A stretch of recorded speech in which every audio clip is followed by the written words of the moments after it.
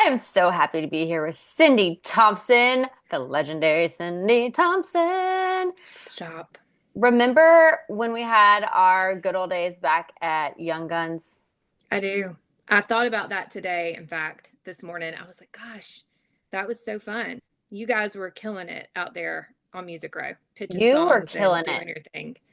That was like a moment in time. And I love this on your song too. I think it's called like Acres of Diamonds is your album, but like you have a song with your what is the song that made me like super nostalgic? Maybe it was 5 More Minutes, but you have this. Okay, so there's this moment in time. I think it's 5 More Minutes, that song, which brings tears to my eyes that is on your new album. Oh my God, about your family and your love and your life and how it goes so fast and you just want 5 more minutes.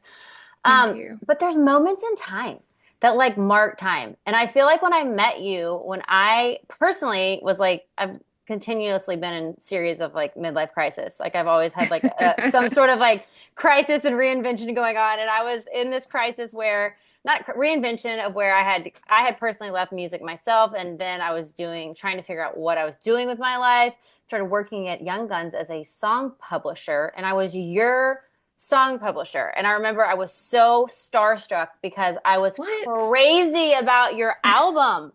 Your You are so sweet. the album you put out with What I Meant to Say, what I really meant to say Yes. is that was like the jam. Grew up listening to that like in high school and like it was like the song and like the album. And then I was like, oh Oh, my God, I am working with Cyndi Thompson and I'm going to be setting her up songwriting appointments and pitching her you songs and like did.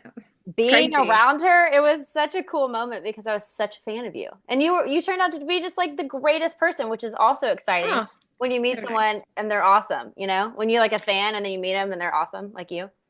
I love you so much. I mean, that was such a great season. You guys just brought so much excitement to songwriting. Like, and there were days that I didn't feel like I was writing great, and you were like, yes, you are. And you would just go pitch my songs. And you were such an encouragement to me. And I love that you said all those things about me. They're so nice. That was a weird season because I hadn't been writing for a really long time. And that was like my first publishing deal after leaving for a while. And part of me was nervous because I didn't even think if I didn't know if I could write anymore. So I was Really? like, well, I did hand songs over to get the deal. So they had to hear what I was doing. But I was in the process at that time period, like in the very beginning, thinking, what if I suck? What if this doesn't work? So So I that feel was like it kind kind of of a big panned leap out. of faith for you because you had, for anyone who needs a little refresh on Cyndi Thompson, which the whole world is about to like just be blown away with this album. I know you just put your album out, but you were on top of your career. Was it like 20 years ago? Yeah. And you were the hottest thing in Nashville. I mean, you still haven't aged a freaking day. I mean, you are Love like you. ageless. But I mean, like the hottest thing in Nashville, the it girl, you come out, you're on all these big tours, you're doing all these shows, and everybody's crazy about you. You're on top of the world, and you literally leave the music industry after you have this monster number one, and like things are starting to be a rocket ship. You're like, bye, and I'm out. I know, right? Well, it was crazy. I mean, the ride was wild and everything I dreamed. I never want to knock, my dream did come true. I got a record deal. I got to sing my songs. I got to be very much a part of the creative process. I had a lot of vision for this piece of art, my world, my record. And Capitol was such a great partner in that. But it went really fast. It just went to the top of the charts. And when an artist steps into that world, they can never really know what it's like until they're in it. No one can give them a crash course or explain it with words. You just have to step into it. And there's something so beautiful about it because all of a sudden you're doing exactly what you dreamed of doing. You're meeting the fans, you're getting to sing your songs and tell the story behind the song. But there's also this other side that's kind of business related, which is really interesting. It kind of bleeds into it. And then I always say fame is very unnatural. And so you're trying to find this balance of your identity. Like, I want to remain this person who I just don't want to lose myself in this. And so I was always battling that, and I was also a major people pleaser, which can be very detrimental to anything you do in your life. I think it's good to want to please people at a certain level, but it was ruining my life because I couldn't make everybody happy and everyone had demands. And so um, I think just starting to have panic attacks. Um, I was having just night terrors. I was having my heart monitored every week. I mean, it was a massive overload of like, this doesn't make any sense to me. And this was at the height of it all. This was when I was, from the outside looking in, you would think that it was just a really beautiful story. And there was so much of it that was beautiful. But I just decided after a year of really being prayerful about it, if I'm being honest, I didn't make that decision haphazardly. I knew it would affect my band. I had employees, I had a corporation. I mean, this was all, it was wild. And I How old were you? loved 20, 25, Oh my 26. God. So you're running a Yeah. major business at 26 Oh, while presenting yourself to the public in every single way and having so many people weigh in on how you, the product, needs to be. yeah. It's a very interesting dynamic to put the creative side alongside of a business and these, and listen, there's nothing wrong with it. There are people out there that do it well, and I'm coming back. So there must be something great about it, right? Um, but I think I was just dying inside. And now I talk about it all the time. There's so much conversation around mental health. There's so much conversation around checking in on artists, making sure they're okay. Because I think people are starting to realize like the world is really broken. You know, culture lies to us all the time about what success should be. It's likes, it's beauty, it's perfection, it's Fame. yeah, fame. And the truth is that isn't true success. Those are benefits of, you know, some of the talent that you might have. But really, for me, success is really truly looking at my children and, you know, seeing these people that I really enjoy being with, that I love, that they have good character. They love the Lord.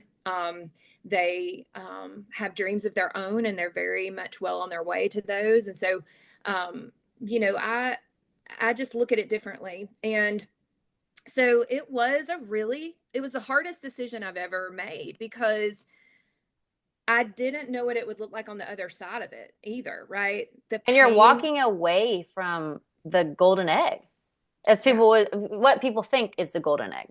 Yeah. And there's a lot of judgment around that. You know, there's a lot of, and there was that people pleasing part of me that was like, dang it, I need to get rid of this because I'm caring too much about what people might be saying about the decision I made. And there was just this wilderness season right after for me, a really quiet time where I had to work out things that needed to go. Like what?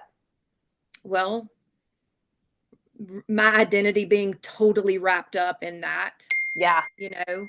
Um, I think for me, um, I'm trying to silence these dings and I don't know how to do it. I think for me, it was also just getting back to a healthy state of mind, whatever that meant. I didn't want to have panic attacks anymore. I didn't want to be on antidepressants to do something that I love to do. I didn't want that in my life. And so it was kind of like this self-preservation time, you know, and little did I know 20 something years later, I'd be doing it again. And I'm so glad I preserved that part of my life, you know, that there was just I couldn't care about what anybody else thought. That was one of the things I really had to work out of my system, And you know? how did you do that? Because I also, Cyndi, am such a recovering people pleaser. I have done tons of work on it myself. I realized I was a high functioning codependent and I like needed the whole world to love me and I needed to make sure everyone was happy with me because I couldn't feel love if I did not feel like everyone was okay. Like I didn't feel Yeah. like I could receive love. And so, how did you recover yourself from people pleasing? And then also another question I have while you're on this train of thought is what was the part that was giving you panic attacks? Being in front of the crowds and like performing, or was it all of the details behind the scenes? No, you know, my first panic attack happened on a Southwest flight. And I was with some people from the record label. We sat down in our seats, and all of a sudden, I thought I was dying, but I was calm. I was just sitting in my seat. What do you mean you thought you were My dying? chest got so tight, and I can't describe it to you. It was like this, oh my God, I'm dying. And I looked at one of the girls that was with me, that was a friend of mine from the label, and I just said, something's wrong. Something's really wrong. I feel like I'm going to explode inside, but I'm very calm. Like I'm not, you wouldn't be able to tell looking at me that this was happening inside. It was like I wanted to get off the plane. I wanted to get out of wherever I was. And the only thing I knew to do was I went to the bathroom and I just prayed. And I was like, God, help me. I don't understand what's going on. And just this peace came over me. But it was long enough to know that there was something wrong, and they began to happen more frequently. So it was triggered by all kinds of things. I think it was just the life, and my personal insides were causing this craziness. Do you think that you were stressing out about like not being in control of your life, or it's just like you had to always like I don't know, what was like the root cause when you were thinking about it? They were all different times. I mean, never when I went to perform. That's probably what's interesting now that you're talking to me about it. When I sang, there was none of that. No matter how Because big the crowd. no, because that's your gifting. You're doing what you're kind of made to do, right?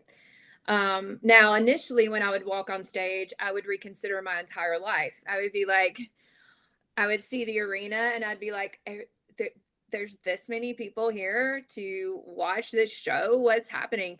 Because I'm very much this quiet, want to hide in the corner person. And then I love to just you be on a stage sometimes and sing, and the fans. And there's so much, I'm kind of both sides of the scale. So, but honestly, I just think it was just an overwhelming, the life itself was causing these attacks, causing this, I don't know. And I never told anybody about it.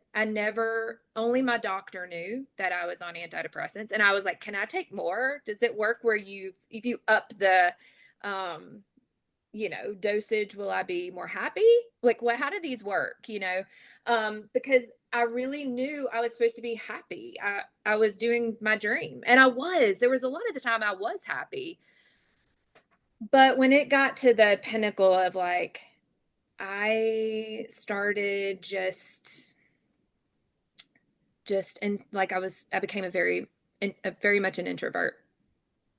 Like I'd sit on the back of the bus until showtime, till the exact moment, and just be staring at the wall. Just trying to calm Like, yourself down. Like your energy is yes. just so overwhelmed inside of you that you're just trying to calm down almost. Yeah. And I think the other reason I was really struggling was because I felt like I had a really big secret. And because I didn't tell anybody about it. It was probably the biggest secret I've ever kept. That you were freaking And out inside. yeah, and that I was considering leaving it all behind. It Oh went my on for a God. year. Yeah. So I you're was, over here analyzing every single day. I'm going to walk away from this. I'm going to walk away from this. Nobody knows while I'm on this rocket no, ship shooting straight up to the moon. Everyone on my team, all these people around me have no idea that I literally want to walk away. nope. That is a big secret, Cyndi. No one knew. I didn't even really tell my husband at the time. We were dating, and then I didn't tell him right away. I didn't tell my parents because the truth was, if I was going to make a decision like that, I didn't want them involved. Because if it went one way or the other, I never wanted the pressure of I didn't want them to feel like they made that happen for my life, whether it was good or bad on the other side of it. So it's literally like walking away at the altar. Yeah. It was a really big deal. And That's huge. I mean, I can't yeah, believe you had the confidence to pull it off. well, I really I prayed hard because I was like, God, I'd always wanted this since I was 12. And here I am. I've got this opportunity at this label. I've got everything I could ever dreamed, everything. And more was coming. I mean, we were having meetings with companies, and we were projecting like for the next 5 years what we wanted out of this career and the plans people were making. And so um, it was just a wild wild ride. And so, yeah, there was a lot all the time going on in my life, but that was just really hanging over my head. Um, and when I finally made the decision, How did it you make took, it? well, I asked God for something supernatural that I could not deny. And I don't tell this story very often, but I was in an airport flying to a show with my band. It was a really busy airport. And at this season of my life, I just really wasn't paying attention to where I was. I would just get to the airport. I mean, I was reading any self help book I could get. This new book I got, I was so excited about. It was about how to organize your life. I remember I had bought it. And, but I was really sad, you know. And I am married at the time. I have this new book. We get to this, um, to the airport. We fly from Nashville. I think it was to Denver. We get there. It's massively packed. We had to take 3 planes that day. The airport's busy. And we get to our gate and our flight's delayed. And I'm so happy because no one can call me on my phone. There won't be any ask. I could just have quiet. And so I sat down with my book and I noticed out of the corner of my eye this Black woman being wheeled up in a wheelchair to the gate, like 2 gates away. And she was elderly in a wheelchair. And the airplane staff just pushed her facing the wall and left her there. And I was watching this thinking, this is crazy. And I could tell she wanted to move her wheelchair. So I say something to my husband, and he goes, maybe you should go help her. And I was like, nope, no, I've got a new book. I'm going to read my book. I need help. I need help myself. And I just couldn't shake it. Like I kept looking over at her. And I finally went over to ask her if she needed help. And she said, yes, I need to go to the restroom. And I said, well, I can take you. I will wheel you over there. My name is Cyndi. My flight's delayed. We'll just get you to the bathroom. So I start to wheel her in the middle of this busy airport traffic, you know, back and forth. People are going places, middle of the day. And I bump into this young girl who gives me the ugliest look, like, you're in my way. Now I'm thinking, well, I'm pushing someone in a wheelchair. How dare you? You need to notice, like, stop, smell the roses, you know, see what's happening, read the room. But instead, I looked at her and I thought, you know, that's kind of who I'm becoming, you know, just real busy with life and not paying attention to the one or maybe the moment that God kind of has set aside intentionally for you to serve. And so I just kept pushing her, got to the restroom. No one was in this restroom in the airport. Even though it's so busy. Yes, very interesting. So the whole while we're not talking, there's no way to talk. I don't get to know her. There's no conversation that transpires. She's just saying, thank you, honey. Thank you, honey. And I'm like, you are welcome. So we get into the bathroom. I help her into the stall and I just wait. And when she finishes, she comes out and she kind of tries to give me some cash. I was like, I'll take $20. But I told her to put your money away. No. And she grabbed both of my hands and looked me in the eye. And she said, honey, you need to make the choices that make you happy in life. You need to be happy.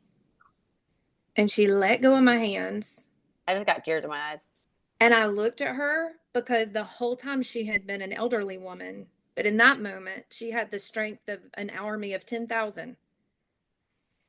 And I knew God had put someone of a different demographic, a different race, even with a handicap, to stop me in my tracks, to say, it's okay to make this decision about your life. And obviously, there were other factors that wrapped around this, but I went back to my seat at the gate and I looked at my husband and I just said, I know what I'm going to do. I am going to leave the industry. And he said, okay, whatever you need to do. And I was like, you don't have anything else to say? He's like, nope. So I kept pushing through. I played the committed shows and then I made an appointment at Capitol with Mike Dungan, the head of the label at the time. And I went in and met with him and just told him that I wanted to step away from music. What And did he say? well, he was really sad. I mean, I know he has said this in interviews before, so I'm not saying anything he wouldn't talk about, but he started to cry. Yeah, and I started to cry, and we just didn't have anything to say to each other. It was really painful because I loved him so much. He was like a dad to me. I had a really, really good label family, and um, we kind of structured a plan, like what it would look like. Maybe we finish out one more single, I play the rest of the year, and then I disappear and say I'm writing a second record, which was the perfect time to do that. And in his heart, I think he thought, because if we do that, she'll come back. She'll just get some time to rest. And in my mind, I was like, perfect. That way, no one thinks I'm ungrateful or I just dumped this whole thing. And it didn't quite turn out like that. Some people got wind that I was leaving, and it just kind of got in the press. I couldn't finish the shows for the rest of the year. People at radio and things like that. There were certain people didn't want to support it, and just it was a lot. It was a lot. Because I remember you did a formal press release and I like you did. stood up in front of reporters. I did, and then we put out a press release that just kind of explained it. My publicist at the time wrote this really amazing um, piece with me, because it was hard. It was hard to explain this. Um, it wouldn't be now, which I look back and I think, oh my gosh, there's so much talk about taking breaks and being with your family and mental health. And I need to go to Onsite, which is this counseling center here in Nashville, which I used to say all the time.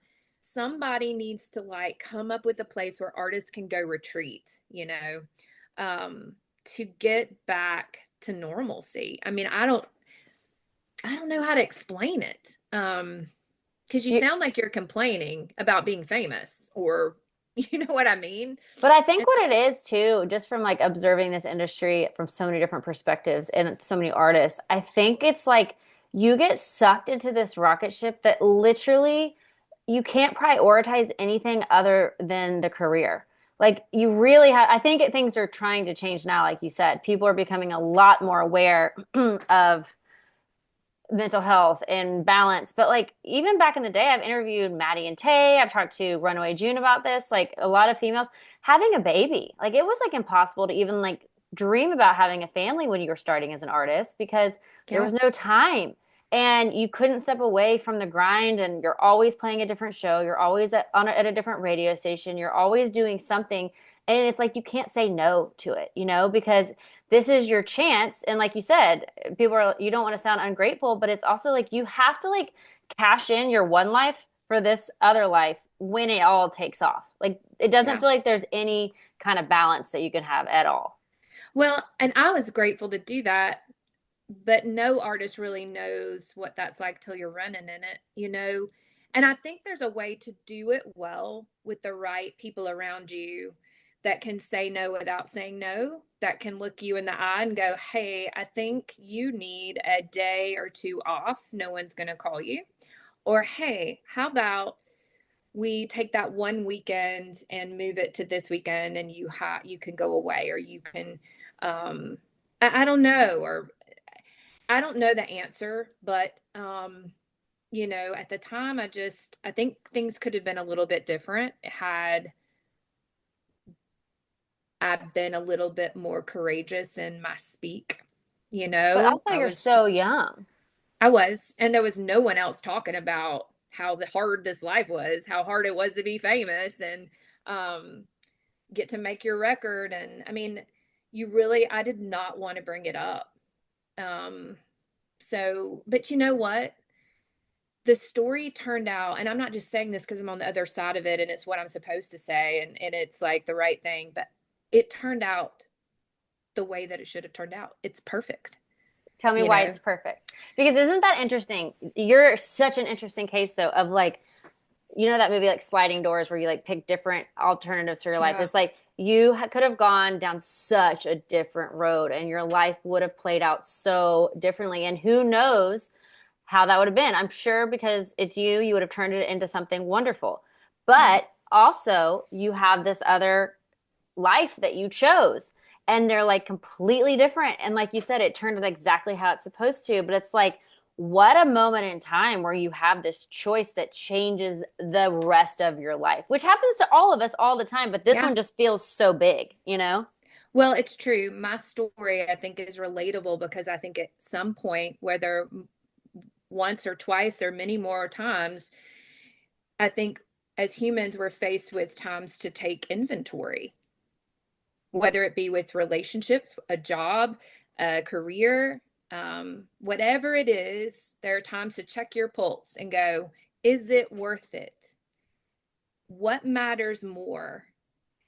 Can I do this? And I know that for me, the reason it turned out perfectly is because I got the other part of my dream, Tell me that.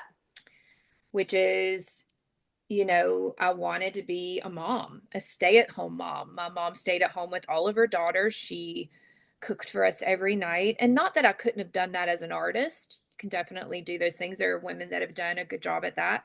Um, but I Like you I wanted to be needed at home. You didn't want to be traveling all around with a crazy schedule, not being no. able to be present, like in the way you wanted to be as a mom. Right. I thought of it differently. For me, at the time, my career when I dreamed about children, I thought, well, there'll be this time where I'm off for a while and I can just, be involved at their schools and wake up with them every morning out of their crib and, all the things. And so my husband and I just made that decision and I stayed at home and it's been this beautiful life. You know, for me, it's exactly what I needed. I started gardening. I clean my own house. I grocery shop. I cook every night. My son Hayden is 16 and Bella is 20. And we just have this family dynamic that I could never have imagined. What We're is not your dynamic? perfect. Well, we're just really close. Not in a weird way. Like, I'm not your typical mom. Tell me how you are as a mom. Okay.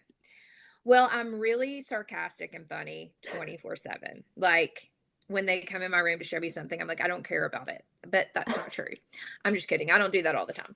Um, I don't know. We just talk about life a lot. They share a lot. We walk through um, things together as a family. We just have this, I don't know, you just have to be around it to see it. Um, they're very well-rounded kids. I'm very proud of them. Bella just started her own business. She makes clothes And and Ruby, she's like making clothes for Lainey Wilson. yes, she has been doing some seamstress work for different stylists in town and working on clothes for artists. And now she's like, I'm diving in, mom. I'm starting my own company. So she's already like sold like 3 of this dress that she created.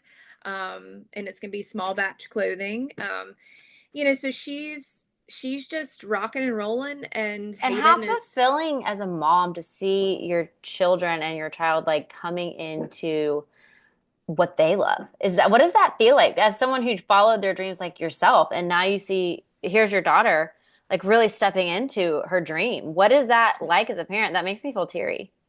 it's amazing because I grew up in a home where my mom and dad were like, what do you want to do? What do you dream about? We'll do whatever it takes to get you to where you want to be. And they did that for me. I mean, they did a lot for me. But, having these kids, I'm like, what do you want to do? Where do you want to go? How many footballs do we need to buy? What's the right, pair of cleats for that sport? And Bella, how much lace do we need to get you? And she works her tail off. She does a lot of it on her own, but we got her a new sewing machine. We got her all the stuff she needed. And there's no joy that compares to when I look into my dining room and I see her making clothes confidently and listening to jazz music. Um, Oh my gosh. I just think to myself, I don't know. I'm so proud of my children. I'm so proud of the people that they are. They're really good guys. They're good. They're just good kiddos. I mean, I don't know what else to say. In my marriage, I mean, that could have easily fallen apart when I left the industry. Tell He me was on the why. road with me. Well, he was on the road with me. He was playing in another band when I stole him away. And, you know, he had also been working in TV and film production and built a nice like name for himself within that world, which you have to build. And to come on the road with me and to chase this dream together was really beautiful. But then to go, okay, I'm done. We had to like step back into real life and figure out what do we do and what do you want to do? And, we struggled for a little while getting back into life. I mean, I applied for a job at the mall and no one would hire me. Like it was sad. It was like, what else, God? Like this sucks. Like, um, but I think what was great about it was that it really allowed me the time to wrestle out all the stuff, to deal with the broken pieces. I think had I jumped back into some sort of career, I would have missed the beauty of that season of being alone with God. That is so profound and so true. And I feel like so many people need to like really hear that because those are the hardest seasons. And I feel like I'm just coming out of one myself of like 5 years. And it's Yeah, literally like whenever you are at the valley, the bottom of the valley, like you said, you're deep in the woods, you cannot see the forest for the trees. Like you don't even know which way to go. You just left your career. Your husband just left his career, and now you literally have no backup plan or no idea of what you're going to do next. And you're just sitting here, putting yourself out there in the best way you can, applying at the mall. And you're I like, know, God, right? what on earth am I supposed to do with my life? And you don't even have a clue. But yet, what you're supposed to be doing with your life at that moment is untangling all of the web of different faces and different, different filters that we put on ourselves, and like just like actually figuring out who you are at your core, Yeah, who you are in God's eyes, who you are, like what do you really want to put your time and energy into. And it takes a lot of time, a lot of energy, and it's very, very hard, scary, heartbreaking work at times. it So most people is. don't want to do it. Well, and you think, okay, I've done it for a couple months, I'm good. But it was, No. yeah, sometimes Years. it's years. And what's really great about it is God is really kind. And so I always say to people, when you're in your wilderness season, it's okay to pitch a tent, but do not build a house. You know, Good point. yeah, you need to get the work done. The work is so important because what's on the other side of the work? I mean, I don't think I could be doing what I'm doing now at all without that season of brokenness and really not sitting there and going, poor me, I'm a victim, and getting in that mindset, which is so dangerous. It's diabolical. But okay, God, I need you to strengthen me, work on my heart, and it was a long process. Even while I was a mom, this stuff was going on. It wasn't like I had arrived once I had my kids. I was still processing identity. I mean, I struggled with where to hang my gold record in our house because I didn't want to have it like in this position that would hurt me anymore. It's not in a predominantly like it's not in this place that you would expect in a house. It hangs beside the laundry room, and I think that has some meaning. Now I have one in my jewelry room, in my jewelry studio. But the one I had downstairs, I was like, where do I even put this? And I didn't put it up for years. Not because I had this hate or this anger towards it. I was really just protecting my sanity and my quiet time. Because I still had to grieve all of that. Did you So ever regret it? there are things I regret, but I do not regret leaving. I would have died. I would have not literally, but I wouldn't be married. So I wouldn't have my kids. Why do you think you wouldn't be married? I think that maybe we would be. I think that I was struggling so much internally, like I would have probably just been a broken mess. And I don't, he wouldn't have deserved what I probably would have ended up being. He's such a good man. And I don't say like this crazy, um, I just think that mentally, I don't know. I felt out of control, even on antidepressants. And I don't know, I was just sad all the time, even though I looked happy on the stage. But the great thing is that I've overcome so much. And I'm thankful for that season of my life, as hard as it was to now be making music, to now have a jewelry company, to now partnering with my daughter on some things. And, just I think the greatest moment when it really hit me was last year when I came back and I played the Opry with Vince Gill. My kids had never been to the Opry. They'd never been. And I kind of did that on purpose secretively. I thought, if one day I'm there.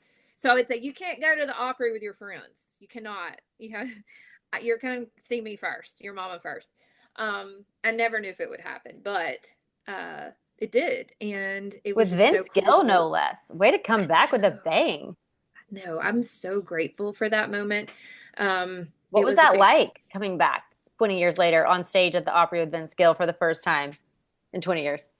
it was more than I could have imagined. It was just, I had to really keep my head about me, because if I really thought about it, and saw my mom sitting out there and my two children, um, and my sisters and Vince, if I really had just kind of tried to really process it at the time, I probably would have lost it. But I don't know, it was just magical.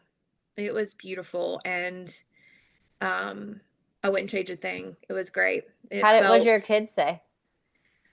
It was funny watching their faces, because they had never really seen me do something like that, and um, just have that. I don't know. I think they just thought, well, I hope they thought I was really cool, because I am. Um, but they were just really proud of me. I mean, I remember Hayden hugging me and he said, "I'm so proud of you." And I was like, wow, to have your 16-year-old tell you that.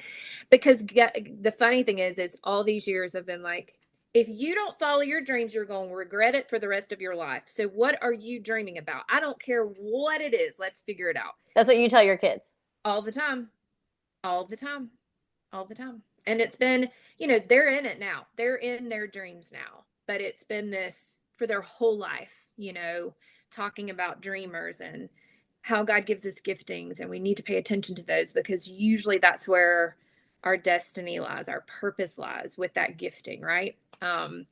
So, you know, for me to finally look at them and go, okay, I guess I need to follow my own advice. I've been dreaming about singing again. And Hayden's like, you got to do it. You got to do it. They're like, go do it, do it. So it just kind of all fell into place. The timing, their ages, just the moment. I think the biggest moment for me realizing I'm going back was when I was sitting with my dad. He passed away about 3 years ago. And each one of us girls went in to sit with him privately, just to have our own time with him, to say goodbye. And we talked about so many things. And one of them was, I apologize for not playing the Opry for him one more time. And, he obviously was like, no, like that's not, he just squeezed my hand and he just smiled. And that was not what we were going to talk about. He didn't need that from me. Right.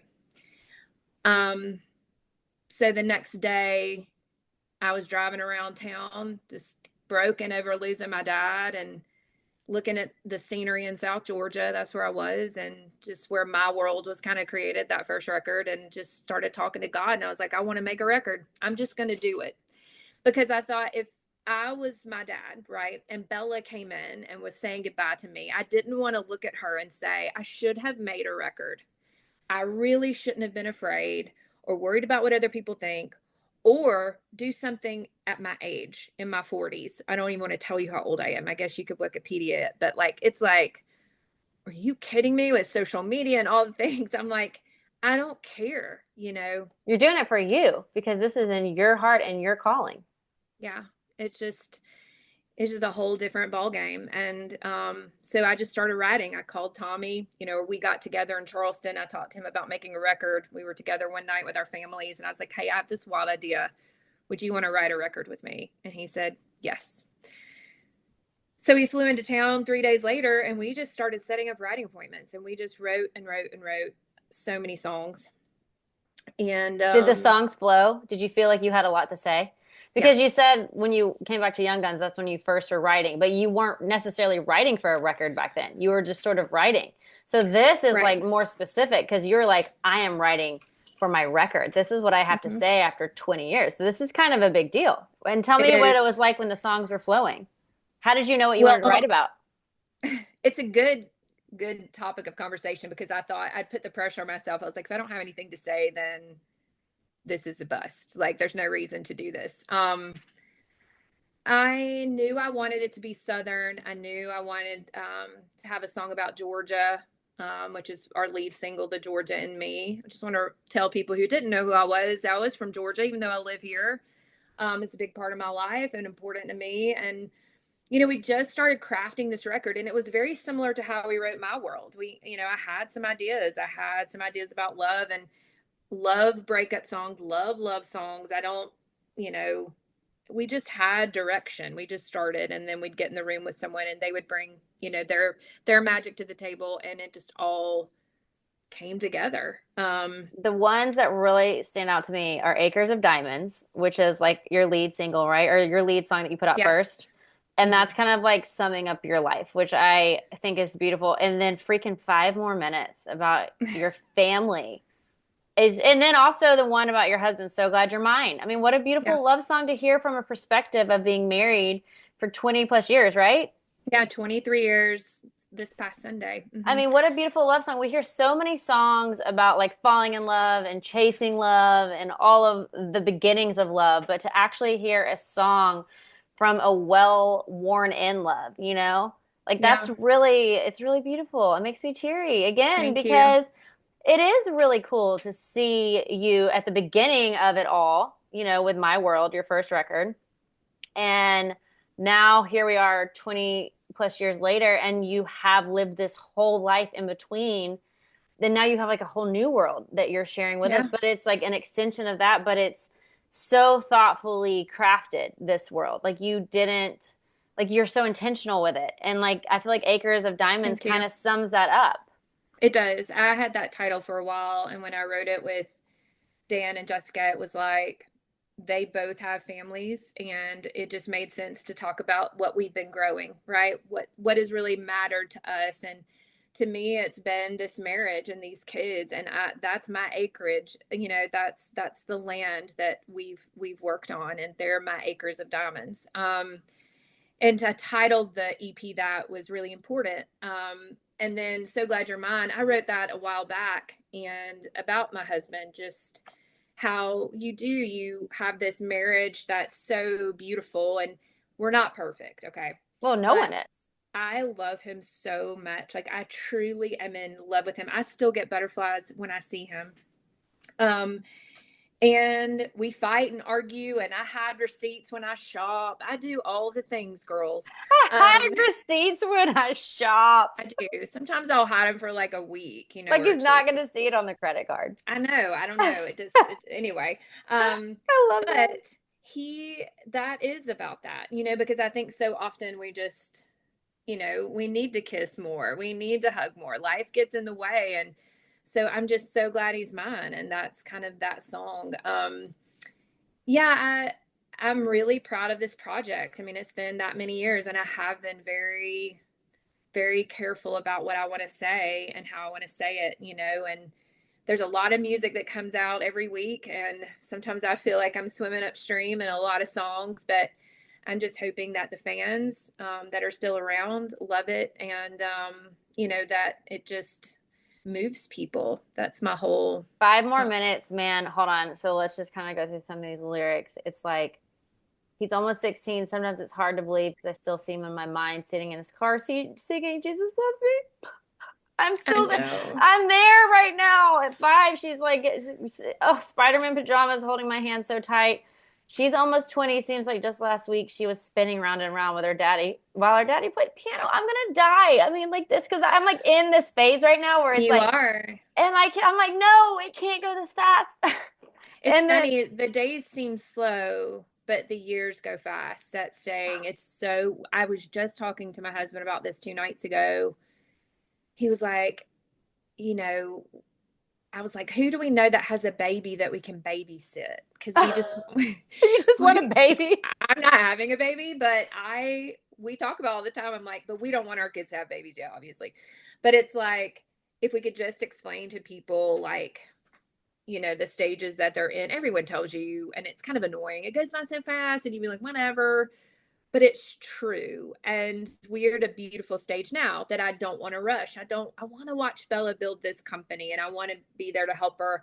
I love going to Hayden's sporting events and watching him play football. And yes, I'm the mom in the stands with the shirt with his name on it. And I yell and just tell him to take people down and all the things. I don't want to miss this either. And so that song, really isn't about regret or I wish I could go back. It's more of I do wish I could go back to certain moments because they were the world to me. Like riding my Huffy bike, my pink one. I think about that bike a lot, especially when I see kids in the neighborhood. I'm like, that little girl doesn't even know how amazing this is. I was barefoot and on that banana seat, riding down the street, singing Footloose or singing Whitney Houston. I mean, it was like everything, but I don't want to go there forever. I just think, 5 more minutes of that would be a lot of fun. So, initially when we wrote the song, I thought, okay, the chorus, shouldn't it be more relatable to the listener, right? Should it be all about me and my things? But we decided to keep it that way.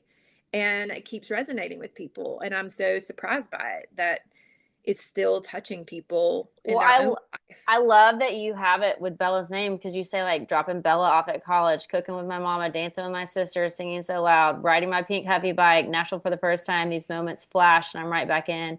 Wish I could go back for 5 more minutes because it's like I know you're telling the truth, and like I hear this song and I'm like I feel this truth so much because Mhm. these are the sweetest moments in life. And you have a collection of them, starting from when you were a kid to like now having your kids to now your kids being grown to Yeah, all these different moments in our life that are the sweetest parts of our entire existence. And it's like when you hear him caught up in a song like this, it just is overwhelming because that is what life is all about.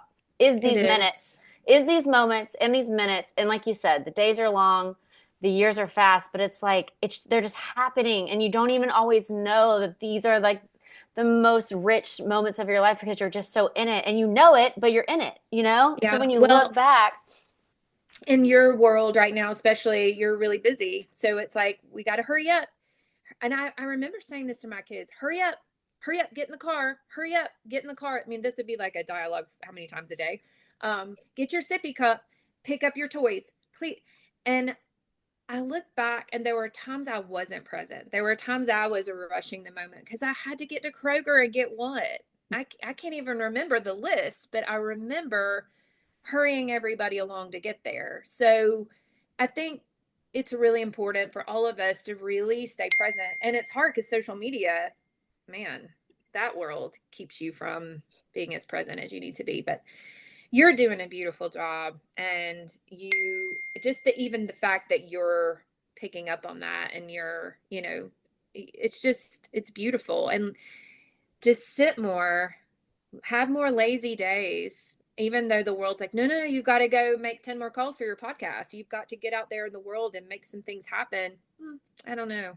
I I don't know. know. I feel like this is it. Like this is the most important thing I could ever get the chance to do. And I think too, it's like I know what a blessing it is to be a mom. And I've because I've talked about this in podcasts before, but I struggled so much having her. And so then I was an older mom. And then it was like, oh my God, I can't believe that I get to do this. Yeah. Like I can't believe I get to have this like experience of being a mom and then just watching her become her own human. It's just unbelievable. And so when you hear a song like 5 More Minutes, it just stops you in your tracks because you can't help but just be knocked over with it because you're like, oh my God, Sunny's gonna go to college. I can't believe this. Like Bella's going to college. No, it's so I good, but know it just goes so fast. it does. But if you invest that time, when the years pass fast, you don't have a lot of regrets. That is so All true. you're doing is enjoying their life because you built this really serious relationship with your kids by investing that time that felt like Groundhog Day every day, the routine of naps and sippy cups and conversations in the park and the swing and then going home and you've got your stuff that you do. But that stuff adds up. And then when you're invested in that, I'm telling you, the payoff is beautiful. It's great. There's nothing that compares to the relationship I have with my kids. And it comes from that time. I truly believe that I was here face to face, always here, even when you don't feel appreciated, even when you're tired, even when you're sick and you got to keep going, it pays off. It really does. Would you say that is your secret to like mothering and parenthood is just being there, showing up, consistency? It's it's a big part of it, but I also think it's really important as a mother that I don't ever, and I say this all the time, I don't ever hand my baggage to my kids to carry. Ooh, A lot of people, a lot of mothers, I see it a lot, you know, don't get freedom from things that have caused trauma in their life or brokenness. And it can turn into, well, it affects how you parent. And your kids deserve a really good chance at being a child, and if you're projecting your brokenness on them through anger or yelling or whatever, and we do that sometimes, we all lose our temper, whatever. It just, I think as a mother, it's really important to stay on the pulse of, you know, getting getting those kind of things taken care of so you're not handing it down or parenting out of that place, and I've had to do a lot of work on getting free from things, and I think that really does help me as a mother, um, you know, to see things a different way when I'm sharing or talking with them. And God is a big foundation in our lives. The Lord is essential. And you can't give that to your kids. You show it to your kids, and then they choose based out of the love that you give them. That relationship with God is personal, so it's theirs to choose. But yeah, I just think kids want to know you're there, and routine is essential in love. And I don't know, I don't really have it all figured out, but I don't know. I love all that. And I think you're so on it. I really do. I think that is just so, Thank you. so wise. Okay, so we'll start wrapping up, but I want to know what is it like now, coming back 22 or so years later? How do you feel differently now, stepping out with this new album? I mean, it's your comeback album. Acres of Diamonds. And it's the second album that you told Mike Dungan that you were gonna, get to eventually after you take a little break. So your break is now It's over. complete. Your Yes. break is over. My sabbatical. Your sabbatical is over. And you're coming back now. Your kids are grown. I mean, they're still growing, but you've raised them well. They're older. Bella's in college. You have your son's a teenager. And you did what you wanted to do. You stayed at home. You were present. You pursued other gifts that didn't take you away from your main pursuit of being a mom in that season of your life. And now you're back. So, what is your mental mind like now versus then? How are you approaching this now versus then? Well, I am doing it on my own. I have a team that I've built. So the team is well aware of peace and balance and building something. Now, listen, it's been the hardest work I've done in a long time, other than my jewelry business. Which your jewelry business is called Hey Bell, right? Yeah, Hey And Bell like Co. Lainey Wilson's wearing that too. I mean, you're all over red carpets, which is so cool, I'm sure, to So have great. another creativity, another outlet of your creativity being expressed through your jewelry. And how fun that like this time you've been able to pursue that, you know? Yes, it's been really sweet the last 4 years doing jewelry and having artists wear it and to build that. Um, But music, I mean, it's a whole different ball of wax. Like I didn't know what I was getting into. So I kind of have a label and we have a team and we kind of have learned a lot. We're learning as we go. We jumped in head first and we've been cliff noting all the way. Like I'm like, what is a DSP? What is this? Who do I need to call? What is TikTok? We've got to get on TikTok. Let's just get a viral video, guys. Like, what is this? So we're finding our way. I think that's been very stressful for me is to be that out there, right? And figuring that out and what I want people to see and what I want to share and trying to balance like I don't know. It's a crazy world. But it's different in that it's mine. You know, we kind of get to decide what we're going to do and which How has are you been good because mentally? How do you feel mentally? um, I've had a couple days where I'm like, what's going on? I had to fly to Dallas last week and do some radio remotes and then I had a show the next night. So I mean it was like crazy for the first time in a while and I was like, I'm really tired. And but it was good because it was, I don't know, it's just I feel different. I don't know how to describe it to you, but um there's no pressure, right? Because I would be the pressure if there was pressure, right? And we have a really solid team of like-minded people who really believe in the project and are championing it. And um, I love them. And we've created this camaraderie that I just don't want anything to change about it. And, you know, so far, so good. I mean, it feels good to be singing again, more than good. And to hear people saying they miss me or they loved what I really meant to say, like it's been, I mean, I've sat and cried in my room reading comments because it means so much to me. Because I thought, who cares? Like, who's going to remember? Should I even do this? This is crazy.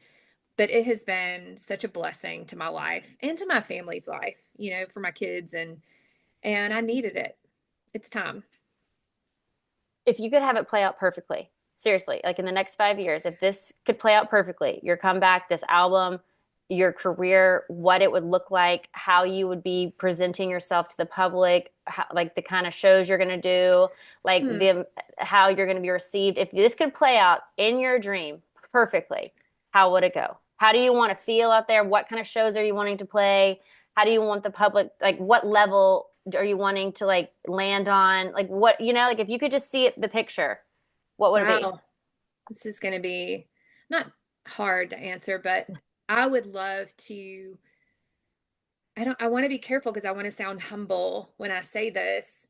I want to be back on a tour, a big tour. You know, I want to reach more people, more fans, just connect with that audience that was there before, wherever they are. I'm trying to find them still. Um, you know, I think just, you know, there's a lot of things I dream about that I'm not going to share here. We're working on some things, but, you know, I just think and my family being very happy and healthy all the while we do it. We celebrate together. They get to come and celebrate that with me. Um, you know, and that my team feels um supported and loved by me and that we just I don't know. I miss country music. I miss it's almost like I'd like to pick up where I left off if that's even possible. Yes, Um I want to go back to that place, but you're ready. God has his own plan. So we're just kind of working every day towards, So you know, what's in front of us. what would happen if it took off on a rocket ship like it did before and you hit that moment where like everything's spinning so fast that you're like having a panic attack? Do you think you have better tools to handle it now? Like what happens if it Yes. happens again? Well, I mean, I which is a probably good thing, I guess, in this scenario. I mean that would be great if something took off, which is every artist's dream, right? We all put art out there to hope that it reaches the masses and then sometimes a suddenly happens. So if that were to happen again, I definitely have the tools that I need. I've got a great family foundation and a great team that's not going to let this, you know, we've got balance in our lives. It's Like just a you'll different keep time balance. Your balance would be your priority over anything. over everything. Yeah. Yes. Even in the jewelry world, you know, I have to step back and take a deep breath. And, you know, when I get frustrated or whatever, but I think um, music, I'm just going to let it play out. You know, it feels good to be singing. I've missed it like nobody's business. There's not a day I haven't thought about it. Not a single day. Not a single day. But I knew the time would be right, and it is. The doors have opened, so I can't imagine that God would allow it to just break apart. You know, I've Isn't done. that great having your faith so strong that you know when it all lines up and the doors are opening that it's like, okay, you can trust it? Yes, it's everything to me. It's in everything that I do, and every decision I make as a parent, with jewelry, with music, my marriage, my friendships. It's everything. I mean, I wouldn't have it any other way because why not? You know. I love that. Okay, Acres of Diamonds is out. Cyndi Yes. Thompson is back, looking hotter than ever. I mean, Thank you. literally, you haven't aged one iota of a bit. You are very And kind. except for your soul. Your soul has just gotten aged in wisdom. Thank And you. you're so wise. And this is so exciting, Cyndi. I am so excited for Yes. you. Thank you. Thanks for doing this today. I've Oh missed my you and I was gosh. excited to talk with you. I know. Okay, so I always wrap up with leave your light, and it's super open-ended, and it's basically just dropping some inspiration. What do you want people to know? Oh, wow. Well, if there's a dream that you've had in your heart for a really long time and you've been too afraid to pursue it, stop being afraid. Just go. Do it. I love that. Yeah. Cindy, do you have 10 or like 5 to 10 minutes to do like to draw some questions and answer some quick questions? Yes. Okay, I do. okay. We're gonna wrap this episode up, and then Cindy's gonna do a bonus episode of Tell Me More. Y'all, she's gonna answer your burning questions. You're not even gonna believe what they're gonna be. You're gonna pick them, and we're gonna see what your deepest soul answers are. Cyndi Thompson, adore you, love you. Where can everyone Love follow you. you? Where can everyone follow you and find you? And what do they need to know? Okay, it's CyndiThomson.com. It's CYNDI and Thompson without a P, THOMSON. And then Haybell Co. Jewelry, HAYBELLE Co. CO Jewelry, or haybellco.com. You can see me on Instagram, everywhere. Everywhere, YouTube. I have a YouTube channel that with a great series called My World in My Words. We have lots going on. So all the places, all the socials, you can find me. Heck yes, this was so much fun. Okay, bye. Bye. Okay, we're back. We're gonna come back. Okay. Okay, we are back with a bonus episode with Cyndi Thompson. She is back, you guys, after leaving at the height of her career 22 years ago. Is that what it was? I mean, who's 20, counting? 20 plus years. Whatever. Literally, she was the hottest thing in country music. Her song, What I Really Meant to Say, was a huge fire song, like number one. Everyone was crazy about it. It was personally my jam growing up in high Aw. school. All my friends and I, we literally were obsessed with What I Really Meant to Say. And you took a break to raise your family, to pursue other interests, to get centered, to go through the wilderness of your life and really come to terms with what mattered. And that is such a huge deal that so many people are scared to do. I mean, literally walking away at the peak of your career. And now you are back and you have a new album called Yes. Acres of Diamonds. You have a new outlook on life and you are ready to freaking rock. So I'm so excited. This new album is incredible. And if y'all haven't Thank heard our you. chat from Monday, go back and listen because it's so great. Cyndi, I just love you. This is so I exciting. love you too. Now we're gonna draw some questions, okay? Okay. How do I So draw on I'm Zoom? just Like gonna kind that? of here. Oh. You just kind of Mhm. tell me where to go when I land on one that you like. There. Right here. hmm Okay. So, what's a habit or routine that you would like to get into? Tap dancing. I mean, you What? didn't ask an activity, right? It's a This is habit. great. Or a routine. Tap Okay. dancing. I Tell me really want why. to take tap dancing.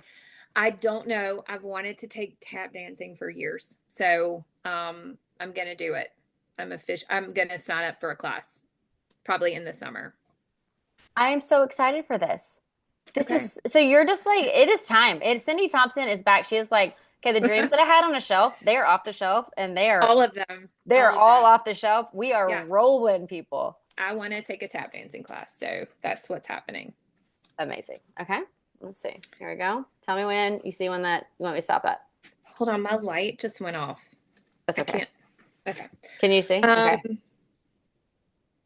keep going. Keep going. There. Okay. That one. Yeah, yeah. Okay. What is something that you find embarrassing? Oh, let me think. 'Cause I feel like I have a lot of things. Doubtful.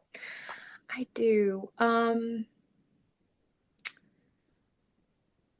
Embarrassing. Do you have an embarrassing moment? I mean, I have a few, but I don't want to. There's a couple I can't share on here. I don't know. I mean, I feel like other people could answer this for me. What do I find embarrassing? I don't know. I don't That's good. know. That's good. You're so comfortable with yourself, Cyndi. You can just I laugh it mean, I'm off. not embarrassed. That's right. I'm not really embarrassed by a lot. I mean, what you see is what you get. Like I immediately thought about, I don't really pick my nose. I use Q-tips to after I Clean do my makeup and stuff. clean your nose So out. that mhm. I've always done that. I don't want my nose holes to get any larger than they are, so I don't pick my nose. Why? I don't know. I mean, you shouldn't pick your nose anyway, but I usually use Q-tips, to Do you feel like you have large nose holes? I do. It's okay. Well, you know what they say, nobody gets a full deck, right? That's right. If you have Listen, large nose holes and everything else is pretty much perfect, then I think you're doing good. well, that's not true, but thank you. For me. No, Okay, we're gonna do one more. Okay, so we'll start over here.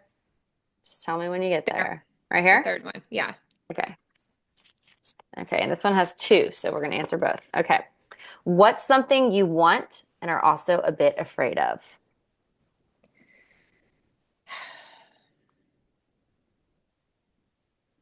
I would love to go. Oh man, there's a lot of things I want. I don't know what to say. Um, I'd love to go on that big tour again with somebody. I think walking out on the stage for the first time would probably be a little bit scary, but it would feel like home. So that would be it. Well, it's on the way. It's happening. Thank you. I love that. Okay. What do you think your 8-year-old self would think about the person you are today? Hmm. That actually is going to make me cry. I love a good cry fest. Can I cry with you? Yes. I think she would think I was really cool because she didn't feel very cool. Um, Why did she not feel cool?